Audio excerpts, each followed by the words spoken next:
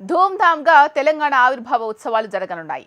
కొత్తగా అధికారంలోకి వచ్చిన కాంగ్రెస్ పార్టీ ఒకవైపు, రాష్ట్రాన్ని 10 ఏళ్లు పాలించిన బీఆర్ఎస్ పార్టీలు మరోవైపు పోటాపోటీగా వేడుకల నిర్వహణకు గట్టి ప్లాన్ చేస్తోందట.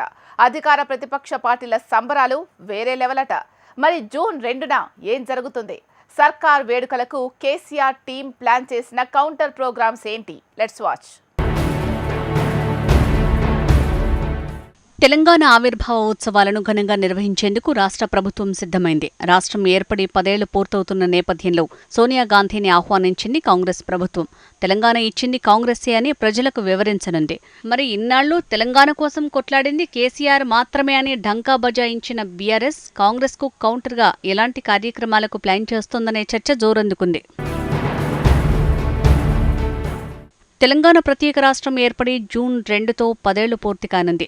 అందుకు రాష్ట్ర ఆవిర్భావ దినోత్సవం వేడుకలను ఘనంగా నిర్వహించాలని కేబినెట్ సమావేశంలో ప్రభుత్వం నిర్ణయించింది. తెలంగాణ ప్రత్యేక రాష్ట్రం ఇచ్చింది కాంగ్రెస్ పార్టీ అనే విషయాన్ని ప్రజలకు వివరించడమే లక్ష్యంగా కాంగ్రెస్ ప్రభుత్వం ఏర్పాట్లు చేస్తోంది.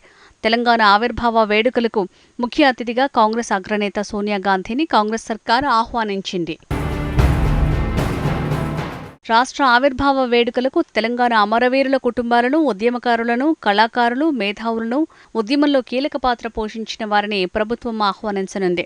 అన్ని రాజకీయ పార్టీలకు ఆహ్వానం ఇస్తామని ప్రభుత్వం ఇప్పటికే ప్రకటించింది కూడా. ప్రభుత్వ ప్రోటోకాల్ ప్రకారం ఎమ్మెల్యేలు, ఎమ్మెల్సీలకు ఆహ్వానం అందనుంది. బీఆర్ఎస్ అధినేత మాజీ సీఎం కేసీఆర్ ప్రస్తుతం ఎమ్మెల్యేగా, ప్రతిపక్ష నేతగా ఉన్నారు. కాబట్టి కేసీఆర్కు ఆహ్వానం అందనుందట.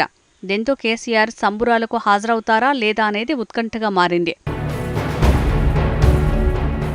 తెలంగాణ రాష్ట్రం ఏర్పడిన తర్వాత 2014 నుంచి 2023 వరకు 10 ఏళ్ల పాటు బీఆర్ఎస్ అధికారంలో ఉంది. తెలంగాణ ప్రత్యేక రాష్ట్రం మేమే సాధించామని బీఆర్ఎస్ ఎప్పుడూ చెప్తూనే ఉంటుంది. కేసీఆర్ ఆమరణ నిరాహార దీక్షతోనే తెలంగాణ ఉద్యమం తీవ్రస్థాయికి చేరి రాష్ట్ర ఏర్పాటుకు కారణమైందని బీఆర్ఎస్ ప్రజలకు తెలిపింది.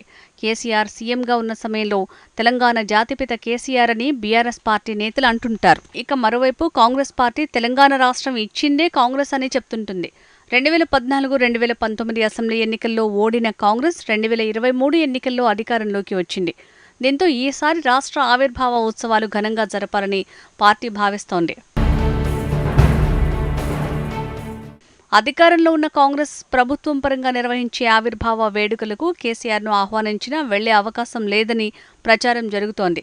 బీఆర్ఎస్ అధికారంలో ఉన్నప్పుడే తెలంగాణ దశాబ్ది వేడుకలను ఏడాదంతా నిర్వహించాలని నిర్ణయం తీసుకున్నారు. కాంగ్రెస్ ప్రభుత్వం నిర్వహించే ఆవిర్భావ వేడుకలకు కౌంటర్గా ఏం చేయాలనే దానిపై బీఆర్ఎస్ పార్టీలో చర్చ జరుగుతోంది.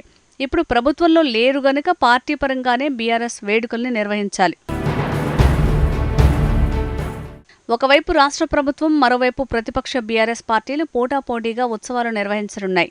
రాష్ట్ర ప్రభుత్వం ఆధ్వర్యంలో కాంగ్రెస్ పార్టీ అధికారికంగా సికింద్రాబాద్లోని పరేడ్ గ్రౌండ్లో ఘనంగా కార్యక్రమం చేపడుతుండగా, మరోవైపు ప్రతిపక్ష బీఆర్ఎస్ పార్టీ తెలంగాణ భవన్లో దశాబ్ది ఉత్సవాలను ఘనంగా నిర్వహించాలని నిర్ణయించింది.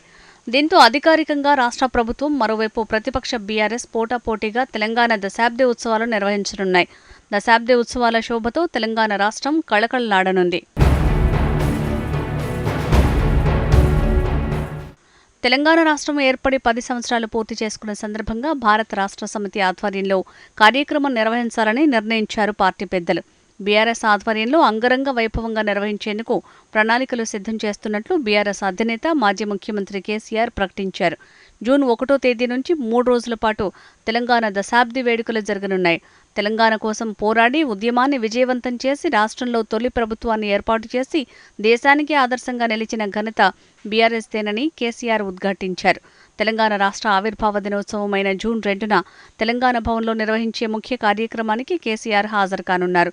ఈ వేడుకల్లో తెలంగాణ కోసం ప్రాణాలు అర్పించిన అమరవీరులను స్మరించుకోనున్నారు. ఇలా పోటాపోటీగా అధికార, ప్రతిపక్ష పార్టీలు తెలంగాణ దశాబ్ది ఉత్సవాలు నిర్వహిస్తున్నాయి. ఇప్పటికే తెలంగాణలో కాంగ్రెస్, బీఆర్ఎస్ పార్టీల మధ్య పొలిటికల్ వార్ నడుస్తుండగా తాజాగా తెలంగాణ ఆవిర్భావ వేడుకల నిర్వహణ అంశం రెండు రాజకీయ పార్టీల మధ్య ఎలాంటి మాటల యుద్ధానికి దారితీస్తుందో చూద్దాం.